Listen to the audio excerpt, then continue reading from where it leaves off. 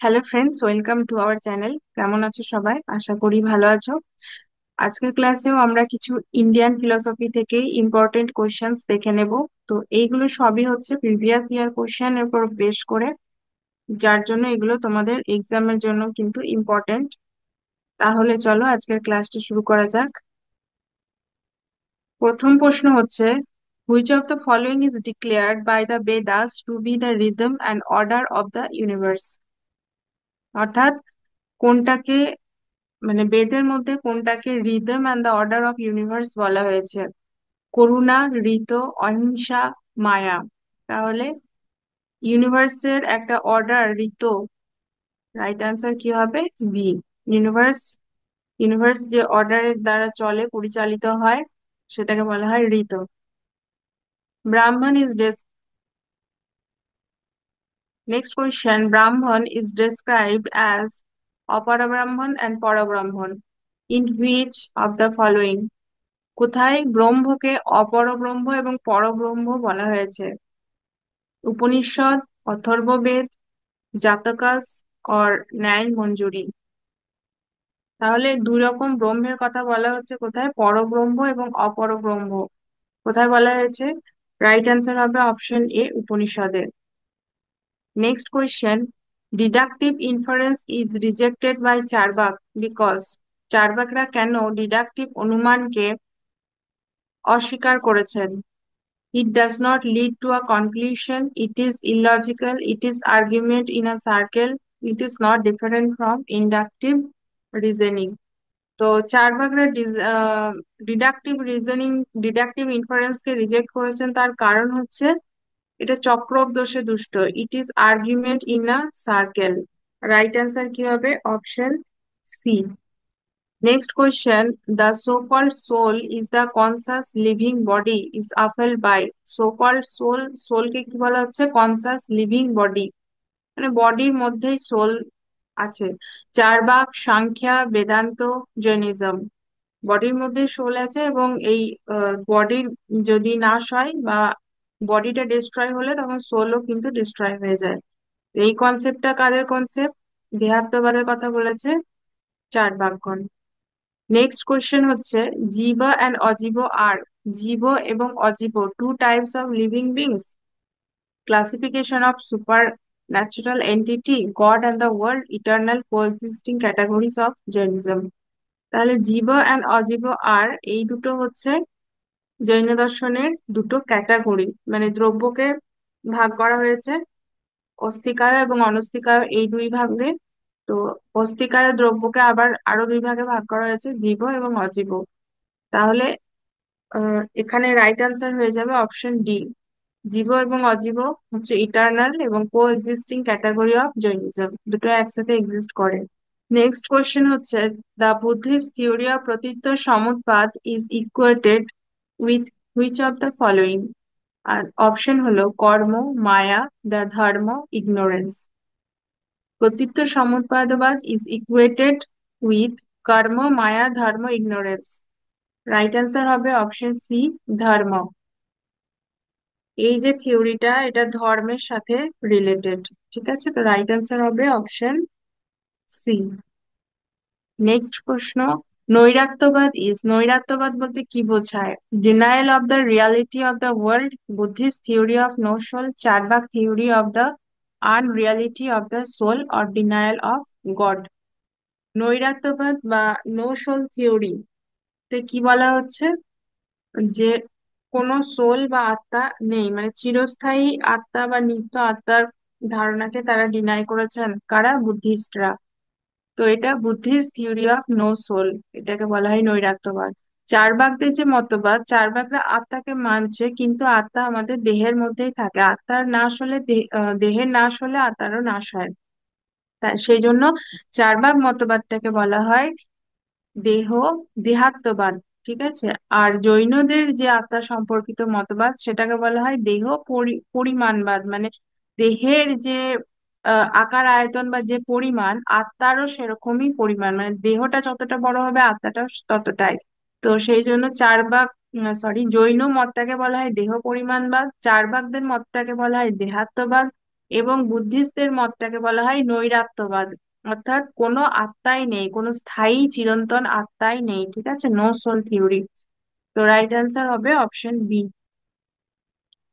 Next question, in the Nyaya system nirvikalpa or in the indeterminate perception and savikalpa or determinate perception আর, কি বলা হচ্ছে, নৈয়ায়িকদের মতে নির্বিকল্পক এবং সবিকল্পক প্রত্যক্ষটা কি? Two stages in the process of perception, two type of perception, two ways of understanding the world, two ways of worship god.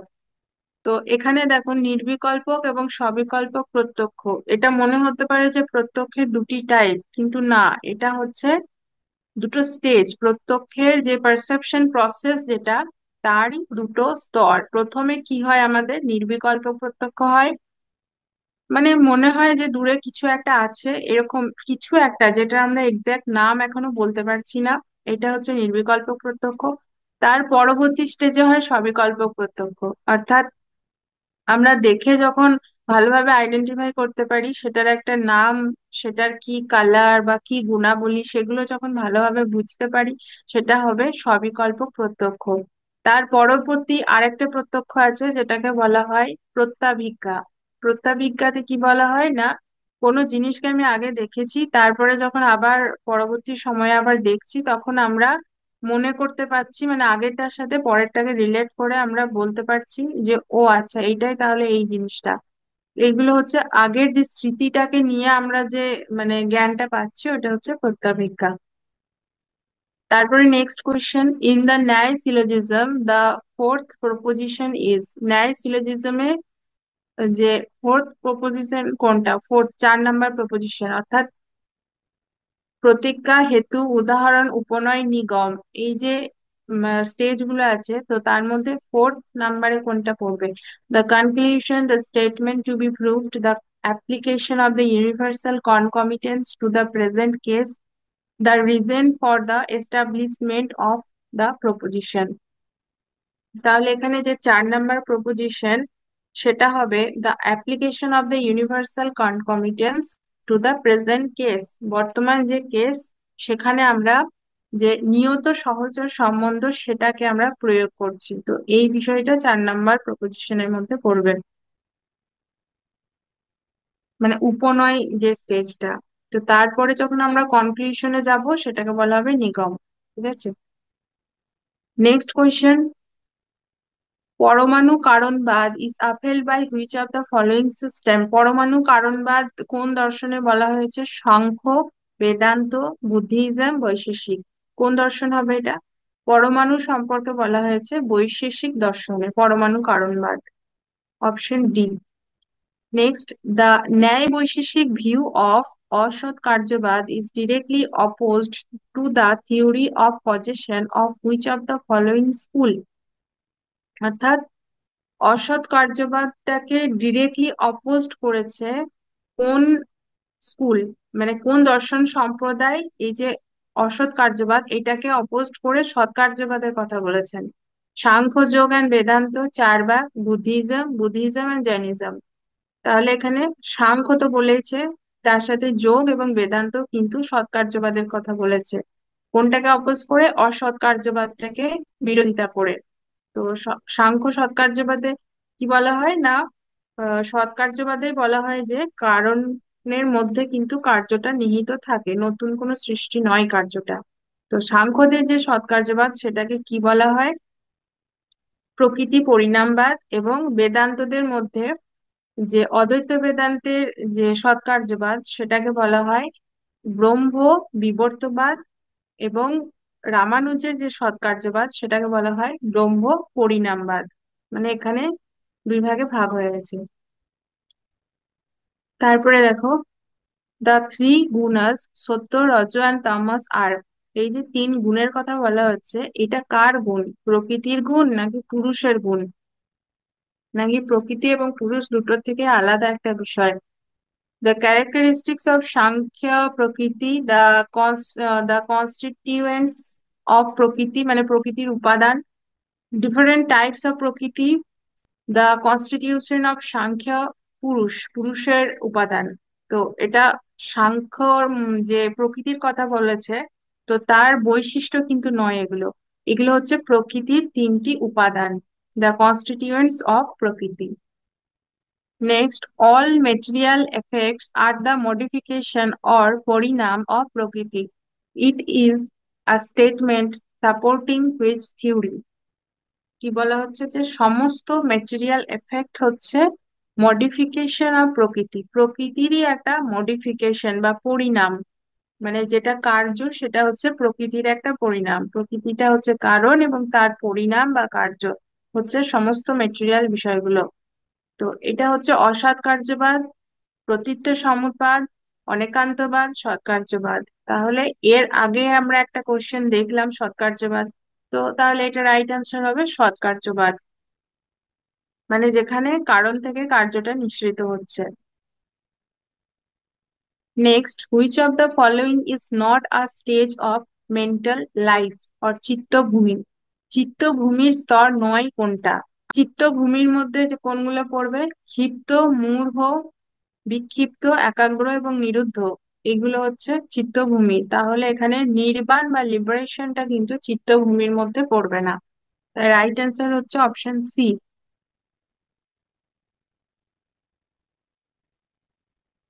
Next question, the modification of the chittavritti আর চিত্তবৃত্তি কত রকমের হয়? 7 kinds, 5 kind, 2 kind or innumerable? চিত্তবৃত্তি হয় 5 প্রকার। তারপরে হচ্ছে the Mimamsa theory of Swatahpramanyavada is compare to which of the following theories in western logic or truth. শতপ্রামাণ্যবাদ ওয়েস্টার্ন লজিকের কোন থিওরির সাথে কম্পেয়ার করা হয়েছে? Theory of coherence, theory of correspondence, pragmatic theory, identity theory. শতপ্রামাণ্যবাদ হচ্ছে কি না, যার প্রমাণটা সেই বিষয়ের মধ্যে নিহিত থাকে, যেটা নিজেই নিজের প্রমাণ, এটাকে বলা হয় থিওরি অফ কোহেরেন্স বা সংশক্তিবাদ। আর থিওরি অফ করেসপন্ডেন্সটা আলাদা, যেটা দুটো সমান থাকবে, সামঞ্জস্য থাকবে, কিন্তু যখন কোনো একটা বিষয় আর একটা বিষয়ের মধ্যে নিহিত থাকে তখন সেটাকে বলা হয় theory of coherence. Okay. Next, Mimamsa gives greatest importance to which of the following pramana. মীমাংসা সব থেকে বেশি ইম্পর্টেন্স দিচ্ছেন কোন প্রমাণটাকে? Comparison, perception, inference, testimony or verbal authority. দেখো, মীমাংসা দর্শনের মেন যে উদ্দেশ্য সেটা হচ্ছে বেদের প্রামাণ্যকে প্রতিষ্ঠা করা। তারা বেদকে আরো ডিটেলে চর্চা করেছেন। তো বেদ মানেই হচ্ছে যেটা শুনে শুনে দীর্ঘকাল ধরে চলে এসেছে। তাহলে এখানে শব্দ প্রমাণের গুরুত্বটা অনেক বেশি হয়ে যাবে, ওয়ার্ডস এর যে ইম্পর্টেন্সটা অনেক বেশি। সেই জন্য এখানে টেস্টিমনি আর ভার্বাল অথরিটিটাকে তারা কিন্তু বেশি গুরুত্ব দিয়েছেন। মানে মেন যে 4 প্রকার প্রমাণ, প্রত্যক্ষ, অনুমান, উপমান এবং শব্দ, এর মধ্যে বেশিরভাগ স্কুলই তো পারসেপশনটাকে বেশি ইম্পর্টেন্স দেন, কিন্তু এখানে মীমাংসা কি করছে, টেস্টিমনি আর ভার্বাল অথরিটিটাকে বেশি ইম্পর্টেন্স দিয়েছেন। Next, which of the following is not a synonym of maya in Shankara Vedanta. Shankara বেদান্তের যে মায়ার কনসেপ্ট, এই মায়ার কিন্তু আরো অনেক নাম আছে, তো এখানে কোনটা মায়ার একটা সিনোনেম নয়? অধ্যাস, বিবর্ত, সাক্ষী আর হচ্ছে অবিদ্যা। তাহলে মায়া বলতে অধ্যাসকেও বোঝায়, মায়া ও বিবর্তকেও বোঝায়, অবিদ্যাকেও বোঝায়, কিন্তু সাক্ষী নয়। ঠিক আছে, মায়া কিন্তু সাক্ষী নয়। রাইট অ্যান্সার হয়ে যাবে option C. According to Shankara Vedanta, the self or Atman is the foundation of all knowledge and experience. Therefore, Shankar Vedanta মতে সেলফ বা আত্মা হচ্ছে সমস্ত জ্ঞানের ভিত্তি, সমস্ত জ্ঞান এবং অভিজ্ঞতার ভিত্তি। Therefore, to refute the self is impossible. সেই জন্য সেলফকে রিফিউট করাটা হচ্ছে অসম্ভব। The self is an object of knowledge, self is unreal, or to know the self is impossible. তাহলে এখানে দেখলেই বোঝা যাবে যে যেহেতু সেলফকে এত ইম্পর্টেন্স দেওয়া হচ্ছে, সেই জন্য আমাদের সেলফের যে গুরুত্ব সেটাকে রিফিউট করাটা কিন্তু ইম্পসিবল। রাইট অ্যান্সার হচ্ছে অপশন এ। তারপরে হচ্ছে Brahma parinamavada has been propounded by which of the following thinkers? Brahma পরিণামবাদ propounded by Shankaracharya, Ramanuj, Buddha আর কুমারিল। ব্রহ্ম পরিণামবাদের কথা কে বলেছেন? ব্রহ্ম বিবর্তবাদের কথা কে বলেছেন? শঙ্করাচার্য। তাহলে ব্রহ্ম পরিণামবাদের কথা কে বলছে? ব্রহ্ম পরিণামবাদের কথা বলেছেন রামানুজ, রামানুজাচার্য। রাইট অ্যান্সার হচ্ছে option B. Okay, next, just as the law of cause and effect operates the physical world, in the moral world it operates as. বলা হচ্ছে যে ফিজিক্যাল ওয়ার্ল্ডে যেমন কজ অ্যান্ড এফেক্ট থিওরি কাজ করে, আমরা দেখেছি যে কার্যকারণ একটা থিওরি ফিজিক্যাল ওয়ার্ল্ডেও কাজ করে, ঠিক সেরকমই মোরাল ওয়ার্ল্ডও অপারেট হয় কি হিসাবে? The theory of interactionism, law of punishment, law of karma আর গডস উইল। এখানে রাইট অ্যান্সার হবে option C, the law of karma. যে কর্মের থিওরি, কর্মবাদ অনুসারে কিন্তু মোরাল ওয়ার্ল্ডটাও কাজ করে। বলা হয় না যে যেমন কাজ সেরকম ফল, কর্মটাকে ঠিক রাখার কথা বলা হয়। অর্থাৎ একটা কর্ম থিওরি কাজ করে বলেই কোথাও না কোথাও মানুষ মোরালি অ্যাক্ট করতে বাধ্য হয়, বা কোথাও না কোথাও তার সেই মোরাল সেন্সটা তার মধ্যে থাকে। Next, according to Indian ethics which of the following is not a characteristics of dharma? Indian ethics অনুসারে ধর্মর ক্যারেক্টারিস্টিক্স নয় কোনটা? Dharma implies social harmony and happiness, dharma depends upon man's station in life and upon his mental and moral development. Practice of dharma leads to spiritual progress. Dharma implies ceremonial purity only. তো Indian ethics অনুসারে কোনটা ধর্মর characteristics নয়? কি বলা হচ্ছে দেখো, option D তে কি বলা হচ্ছে যে ধর্ম শুধুমাত্র সেরিমোনিয়াল পিউরিটিকে ডিনোট করে। এটা ঠিক হবে না। ধর্ম বলতে একটা এথিক্স এর বিষয়েও এসে যায়, একটা মোরালিটির বিষয়েও এসে যায়। শুধুমাত্র কিছু সেরিমনি, কিছু রিচুয়ালস কে পালন করাটাই কিন্তু ধর্ম বোঝায় না। প্রত্যেকটা ধর্মের কিন্তু মোরালিটি, ভ্যালুজ একটা ইম্পর্টেন্ট, খুবই ইম্পর্টেন্ট একটা পার্ট। রাইট অ্যান্সার হচ্ছে অপশন ডি, সোশ্যাল হারমোনি। এখানে হারমোনিও থাকবে ধর্মের মধ্যে, হ্যাপিনেস থাকবে, মোরালিটির বিষয়। তারপরে man station in life and upon his mental and moral ডেভেলপমেন্টও থাকবে এখানে। লিডস টু স্পিরিচুয়াল প্রোগ্রেসের দিকেও এটা নিয়ে যাবে। সুতরাং এই সমস্ত বিষয়গুলো কিন্তু ধর্মের মধ্যে থাকে। দ্য গীতা এথিক্স অফ নিষ্কাম কর্ম ক্যান বি কল্ড। গীতার যে এথিক্স, সেখানে নিষ্কাম কর্মটাকে কি বলা হচ্ছে? Renunciation in action, renunciation of action, and ethics of indulgence, and ethics of other worldliness. তো কি বলা হচ্ছে যে নিষ্কাম কর্ম, নিষ্কাম কর্মটা কি না? Renunciation in action. Renunciation in action অর্থাৎ কাজের মধ্যে যে স্বার্থ ত্যাগ করে কোনো কাজ করা, মানে কাজের মধ্যে আত্মত্যাগ করা, নিজের স্বার্থটাকে ত্যাগ করা। তো সেটা হচ্ছে নিষ্কাম কর্ম। ফলটাকে, ফলের যে চিন্তা সেটাকে ত্যাগ করে কাজ করা। রিনাউন্সিয়েশন অফ অ্যাকশন নয় কিন্তু, মানে কাজটাকে একদম বাদ দিয়ে দেওয়া নয়, কাজের মধ্যে থেকে স্বার্থটাকে ত্যাগ করা। Renunciation in action. Right answer হচ্ছে option A. Next question, in Indian ethics specific duties of different caste and duties pertaining to the different stages of the life are called. Indian এথিক্সে স্পেসিফিক ডিউটি, ডিফারেন্ট কাস্ট অনুসারে তাদের different duty থাকে, to the different stage, বিভিন্ন স্টেজেও। তো লাইফের বিভিন্ন স্টেজে তাদের কাস্ট অনুসারে তাদের ডিউটি গুলো আলাদা আলাদা হয়। এটাকে কি বলা হয়? সনাতন ধর্ম, ব্রহ্মচর্যাশ্রম, বর্ণাশ্রম ধর্ম, যম অ্যান্ড নিয়ম। রাইট অ্যান্সার হবে অপশন সি, বর্ণাশ্রম ধর্ম। আহ বর্ণাশ্রম ধর্মে যে চতুর্বর্ণের কথা বলা হয়েছে, তো সেই বর্ণ অনুসারে কিন্তু তাদের ডিউটি গুলো আলাদা আলাদা হয়। বর্ণাশ্রম ধর্ম বলতে কোনগুলো বোঝায়? যে চার বর্ণ আছে, ব্রাহ্মণ, ক্ষত্রিয়, বৈশ্য এবং শূদ্র। যদিও এই বর্ণাশ্রম ধর্মকে অনেকেই ক্রিটিসাইজ করেছেন, কিন্তু এখানে বর্ণাশ্রম ধর্মের কথা বলা হচ্ছে। আর যে চতুরাশ্রম আছে, ব্রহ্মচর্য, গার্হস্থ্য, বানপ্রস্থ, সন্ন্যাস, সেগুলো এখানে আছে, কিন্তু কি বলা হচ্ছে যে কাস্ট অনুসারে যেহেতু বলছে সেই জন্য এটা বর্ণাশ্রম হবে। নেক্সট, এবং এটাই হচ্ছে আজকের ক্লাসের last question. The Jain ethics is known as, Jain ethics কে কি বলা হয়? Ethics of ahimsa, ethics of anuvrata, ethics of social service, ethics of fulfilment. Jain দর্শন এবং বৌদ্ধ দর্শন এই দুই দর্শনেই কিন্তু এথিক্স অফ অহিংসার কথা বলা হয়েছে, অহিংসা নীতি সম্পর্কে বলা হয়েছে। আর এই অহিংসা নীতিটাকে কিন্তু জৈন দর্শনে আরো বেশি স্ট্রিক্টলি ফলো করা হয় অ্যাজ কম্পেয়ার টু বৌদ্ধ দর্শন। ওকে, তো এই হচ্ছে কিছু ইম্পর্টেন্ট কোশ্চেন আজকের ক্লাসে।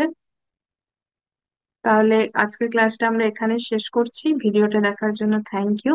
Take care, bye by.